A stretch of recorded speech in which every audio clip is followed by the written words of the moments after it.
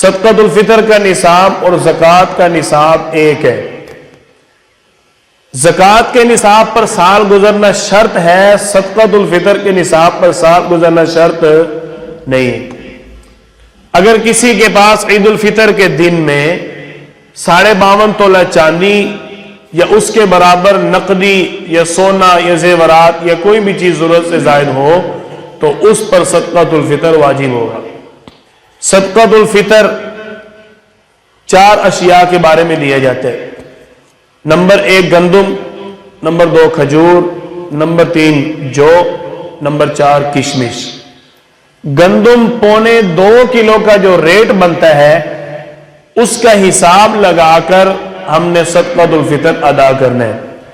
یا 2.25 کلو گندم ادا کر دیں یا 2.25 کلو گندم کا جو مارکیٹ کا ریٹ ہے وہ ادا کرنا ہے. اسی طرح کھجور، جو اور کشمش، ان کا 3.5 کلو کا حساب لگانا ہے. 3.5 کلو کا جو مارکیٹ میں ریٹ بنتا ہوگا وہ ہم نے ادا کرنا ہے. آج 2 رمضان 1444 2023 کو 2.25 کلو گندم کا جو صدقۃ الفطر ہے وہ 180 روپے بن رہے ہیں.